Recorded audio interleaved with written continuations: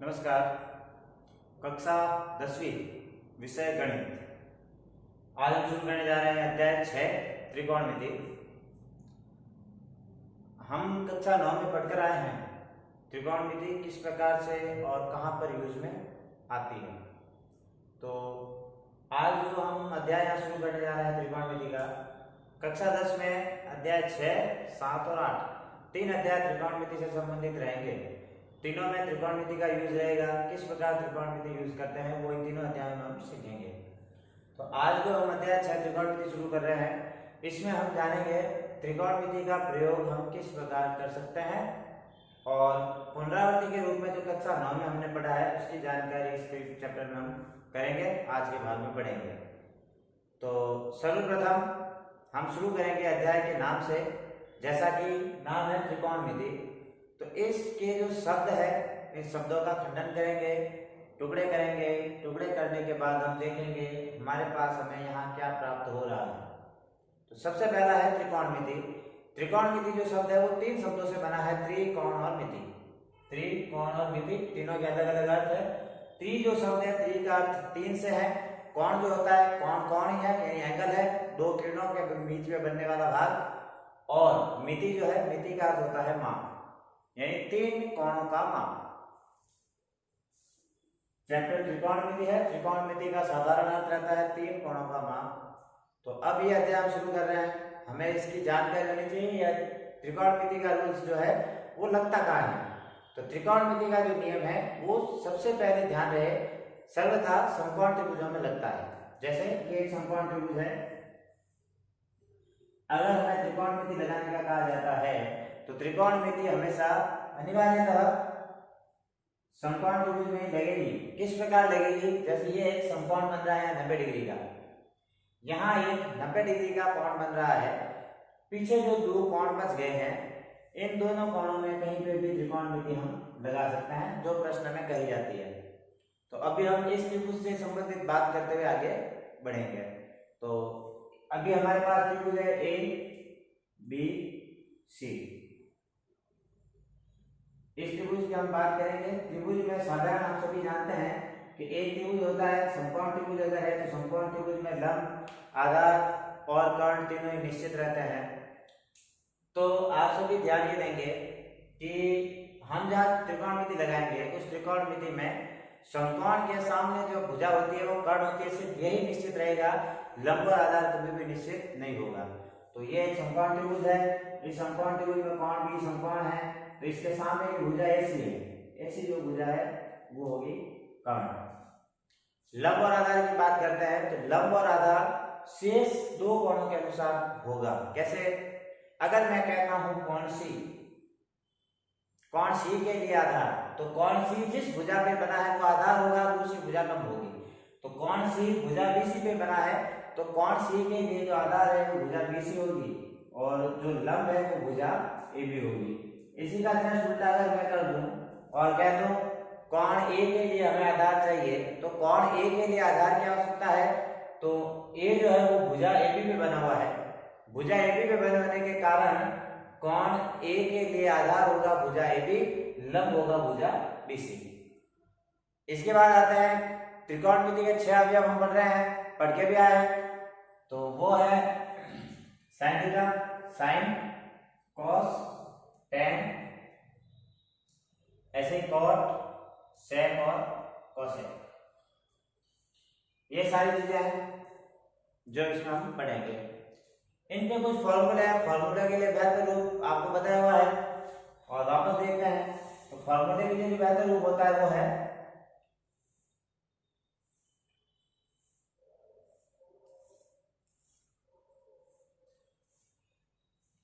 लाल curve का sign, cos, ten, cot, सेक और cosec, यह है। तो इसके लिए साइन का संबंध निकालना है। साइन के लिए भुजाओं का संबंध, लंब और कर्ण का अनुपात साइन होगा, आधार और कर्ण का अनुपात कॉस होगा, लंब और आधार का अनुपात टेन होगा, आधार और लंब का अनुपात यानी ए बटा एन कॉट होगा, कर्ण और आधार का अनुपात यानी के बटा ए जो है वो इनका अनुपात सेक होगा, और कोसेक के लिए हम कहेंगे कर्ण बटे लंब के और एल का अनुपात।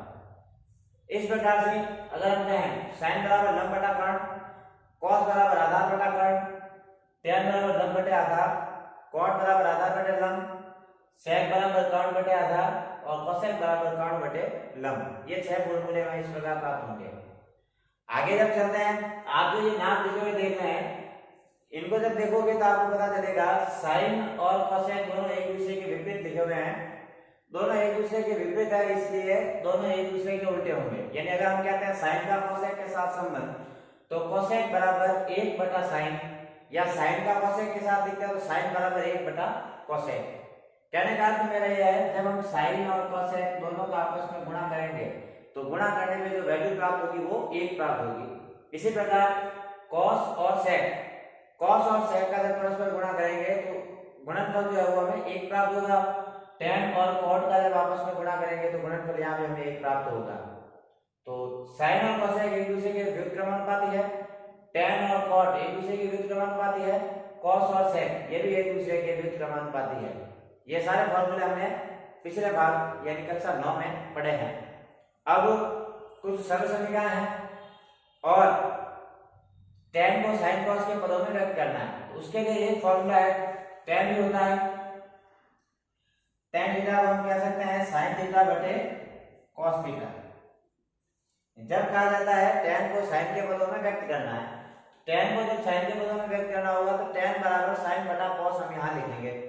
ऐसे ही tan का उल्टा cot होता है, तो इस sin बटा cos को उल्टा कर देंगे तो ये हो जाएगा cos बटे sin। तो cot की जो वैल्यू प्राप्त होगी, cot की वैल्यू हमें प्राप्त हो जाएगी cos थीटा बटे sin थीटा। इस प्रकार tan और cot को हम sin और cos के पदों में व्यक्त कर सकते हैं। आगे चलते हैं तो कुछ सरल समीकरण हैं, जिन 3 सरल समीकरणों के आधार पर हम 9 और सरल समीकरण बना सकते हैं और उन सरल समीकरणों का उपयोग करके कहीं भी मान को परिवर्तित कर सकते हैं, एक दूसरे के साथ संबंध निकाल सकते हैं। देखते हैं तो इसमें आता है सबसे पहले जो सरल समीकरण है वो है sin square theta plus cos square theta बराबर 1। ये पहली सरल समीकरण हो गई, sin square theta plus cos square theta बराबर 1। इस सरल समीकरण के आधार पर दो सरल समीकरण और बनाई जा सकती है। यानी sin का अगर हमें मान निकालना है तो हम कह सकते हैं sin square theta is equals to 1 minus cos square theta. ऐसे cos की वैल्यू निकालनी है तो हम कह सकते हैं cos square theta is equals to 1 minus sin square theta. तो sin square theta equals to 1 minus cos square theta. ऐसे ही cos की वैल्यू हमें निकालनी है, पक्षांतर कर लिया, वैल्यू हो जाएगी 1 माइनस sin स्क्वायर थीटा। दूसरी सरल समीकरण आती है 1 प्लस tan बराबर 1 प्लस tan स्क्वायर थीटा बराबर cot square theta. 1 plus tan square theta बराबर cot स्क्वायर थीटा। यहां से हम tan की वैल्यू निकाल सकते हैं, 1 की वैल्यू निकाल सकते हैं। तो हम क्या सकते हैं 1 is equals to cot square theta minus tan square theta, और अगर tan की वैल्यू निकालनी है तो tan square theta is equals to cot square theta minus 1। और तीसरी सरल समीकरण आती है वो है 1 plus cot square theta is equals to cosec square theta. अब इसमें भी पक्षांतर करके दो वैल्यू और निकाल सकते हैं, जो होती है cot को चेंज करेंगे तो 1 की वैल्यू आ जाएगी, 1 को चेंज करेंगे तो cot की वैल्यू आ जाएगी। तो cot square theta is equals to cosec square theta minus 1, और 1 की वैल्यू निकालनी है तो cosec square theta minus cot square theta. इस प्रकार से ये जो 3 सरल समीकरण है, 3 सरल समीकरणों से हम 9 सरल समीकरण बना सकते हैं। इस सारणी के द्वारा 9 फॉर्मूले बना सकते हैं, और ये दो फॉर्मूले tan थीटा और cot थीटा जो sin और cos के साथ अपने संबंध को दर्शाते हैं, वो संबंध को बता सकते हैं। यहाँ तक जो चीजें हैं एक दूसरे के साथ जो संबंध है, इन संबंधों का प्रयोग करके हमने कक्षा 9 का अध्ययन किया था। कक्षा 9 में जो चैप्टर था, उस चैप्टर में इन सभी फॉर्मूलों को यूज में लेकर एक दूसरे के साथ संबंध निकालना सीखा था। आज उसी चीज को हम आगे बढ़ाते हुए चलेंगे, जिसमें वैल्यू किस प्रकार हम ऐड कर सकते हैं, कौन की वैल्यू किस प्रकार निकाल सकते हैं। जैसे अभी मैंने यहाँ साइन थीटा लिखा, कहीं साइन 30 लिखा हुआ जाता है, कहीं साइन 60 लिखा हुआ जाता है। तो वो जो कौन की वैल्यू है, वो कौन की वैल्यू हम किस प्रकार हम किसी भी प्रश्न में रख सकते हैं, उसके एक सारणी का निर्माण आज के इस भाग में करेंगे। उसके बाद जो आगे का जो भी भाग होगा वो हम अगले वीडियो में पढ़ेंगे।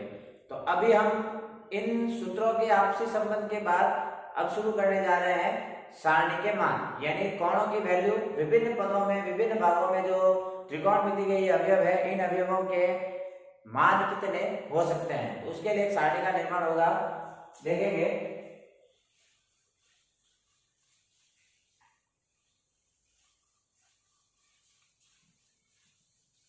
सर्वप्रथम 6 भाग जो हमने 6 अवयव पढ़े हैं, त्रिकोणमिति के 6 अवयव है, 6 अवयव हम यहाँ पढ़ रहे हैं। तो पहला है sine theta, cos theta, tan theta, cot theta, sin cosine, cot sec theta और cosec थीटा। ये भाग हम यहाँ पढ़ रहे हैं। इनसे संबंधित 6 वैल्यू 0 डिग्री पर, 30 डिग्री पर, 45 पर, 60 पर और 90 पर क्या क्या वैल्यू हो सकती है वो हम यहाँ निकालेंगे। तो सीधा है 0, 0, 30, 45, 60, 90, ये वैल्यू हमें यहाँ आज निकालनी है।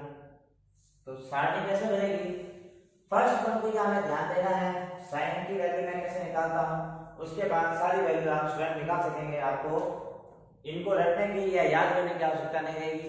प्रथम पंक्ति की वैल्यू हमें याद करनी है, उसके बाद अन्य वैल्यू हम निकाल सकते हैं। कैसे निकालेंगे, देखो साइन 0 की वैल्यू सरल था 0 रहेगी, साइन 30 की वैल्यू 1/2 रहेगी, साइन 45 की जो वैल्यू आती है वो 1/√2 रहती है, साइन 60 की वैल्यू आती है √3/2 और साइन 90 की वैल्यू होती है 1। जब साइन की वैल्यू हमें पता है तो नीचे सारी वैल्यू हम यहाँ ज्ञात कर सकते हैं। कैसे, सबसे पहले मैं साइन और शुरुआत में जो साइन बनाया था उसमें मैंने कहा था साइन और कोसेक दोनों एक दूसरे के उल्टे होते हैं। ये जो मान लिखा है उसको हर का अंश और अंश का हर बना के जब वापस लिख देंगे तो कोसेक की वैल्यू हमें मिल जाएगी। तो अपन एक एक करके चलते हैं। साइन के बाद कॉस देते हैं, जो साइन के मान लिखे हैं उनको पीछे से वापस शुरू कर देते हैं।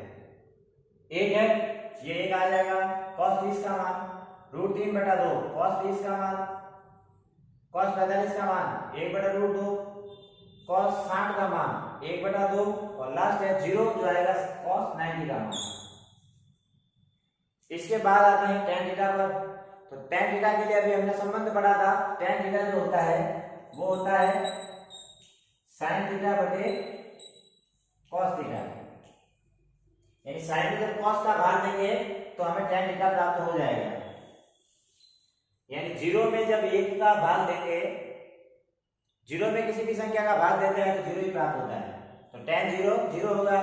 1/2 में √3/2 का भाग देंगे, 1/2 में ये 1/2 है, 1/2 में √3/2 का भाग देंगे तो भाग देने में 2 से 2 कट जाएगा, पीछे बचेगा 1/√3। तो ये वैल्यू हो जाएगी हमारे पास 1/√3। ऐसे ही 1/√2 में 1/√2 का भाग पूरा पूरा गया एक बार, √3/2 में जब 1/2 का भाग देंगे तो प्राप्त हो जाएगा √3। 1 में 0 का भाग देंगे, यानी 0 का भाग जब किसी अन्य संख्या में देते हैं तो हमेशा वह मान जो है वो अपरिमित अनंत प्राप्त होता है। अब हमें चाहिए कॉट का मान। तो सीधा है, जो आप कॉट का मान निकालेंगे वो कॉट का मान पीछे से, जैसे cos में पीछे से शुरू किया, tan का कॉट में मान पीछे से शुरू करो तो ये आ गया अनंत, फिर है √3, यहाँ आ जाएगा √3 से आगे आता है तो 1, आगे चलते हैं तो 1/√3 और उसके बाद आ जाता है 0। पीछे बचे हैं sec और cosec। तो sec और cosec की बात करें तो sec होता है cos का उल्टा, cosec होता है sin का उल्टा। अंश को हर और हर को अंश बनाना है।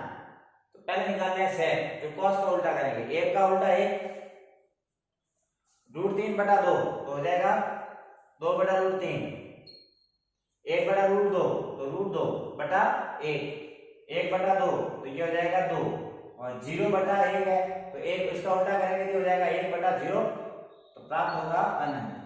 अब यहाँ हम चाहें तो बोले साइन का भाग देके लिख सकते हैं, नहीं वही जैसे साइन को कॉस में बदला, tan को कॉट में बदला, sin को कोसेक में बदल सकते हैं, पीछे से शुरू हो जाएंगे अनंत 2 हो जाएगा ये 2, यहाँ वैल्यू आ जाएगी √2, ये वैल्यू आ जाएगी आगे 2/√3 और लास्ट वैल्यू हो जाएगी हमारे पास 1।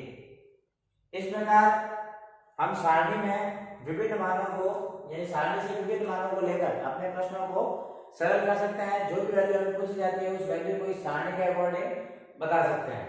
तो आज के इस वीडियो में हमने त्रिकोणमिति से संबंधित जानकारी, सामान्य जानकारी दी है, किस प्रकार हम पढ़ सकते हैं, त्रिकोणमिति के प्रश्नों को सरल कर सकते हैं। वैल्यू जो भी है वो हम इस सारणी के अकॉर्डिंग रखेंगे। आगे का जो भाग है, आगे के भाग में प्रश्नावली के प्रश्नों के साथ हम लोग मिलेंगे।